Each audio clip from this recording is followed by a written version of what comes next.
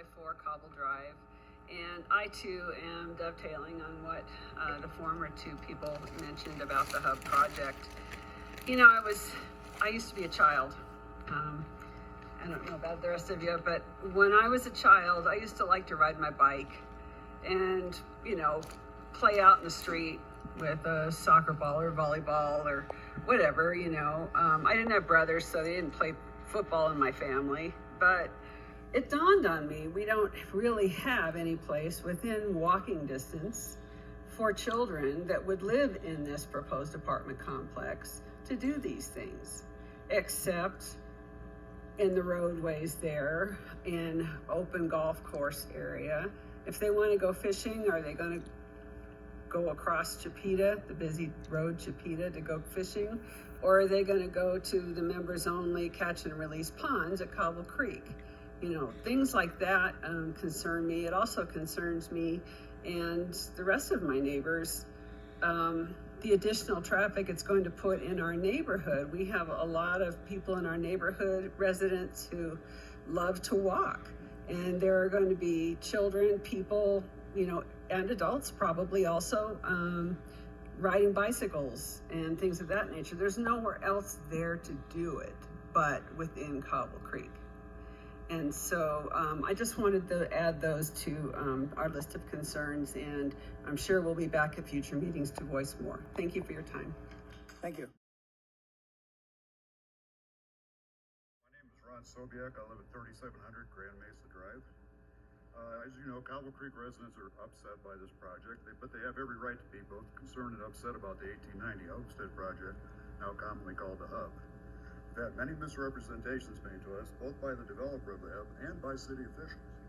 Furthermore, many of the rules we thought we were playing by have changed since the Hub was originally zoned. None of this is fair or equitable to the citizens of Cobble Creek. Let me cite some examples in chronological order. Mr. Miles met with Cobble Creek residents on April 26, 2018. He stated at the time he had no intentions of building large apartment buildings. He went on to state his proposed development would be similar to adjacent Spruce Point, which has a maximum of 6 units per acre and is zoned R3A. At the subsequent Planning Commission hearing regarding zoning held on June 13, 2018, many Cobble Creek residents expressed their concerns about high-rise apartment buildings being built on that property.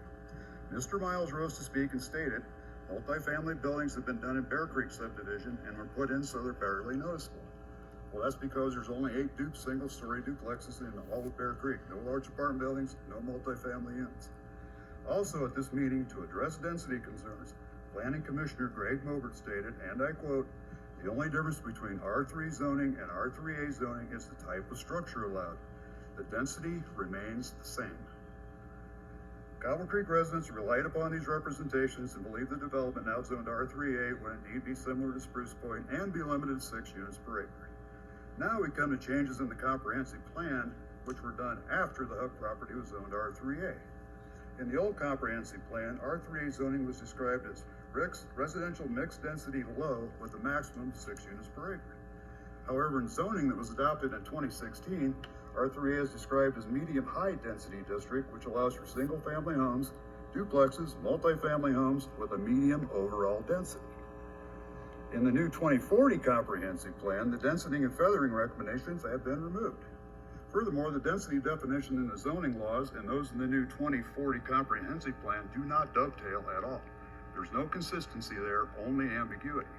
Apparently, by this bit of legislative rule changing and by the incredibly vague density guidelines provided by both zoning and the new comprehensive plan, Mr. Miles now believes he can build up to 14 units per acre on this same property. Is it any wonder that Cobble Creek residents are upset? We've been the victims of untruths, misrepresentations, and to top it off, the rules have been changed while what we thought we were playing by. Compounding this problem, I believe, is the high turnover in both Planning Commission and City Council members, and the ambiguity resulting in what was said or intended in the past. Every one of these changes and misrepresentations has benefited the developer and left Cobble Creek with a short end of the stick. And in no way is that fair or equitable to the residents of the Cobble Creek, and that is why we are upset. Thank you for your time. Thank you.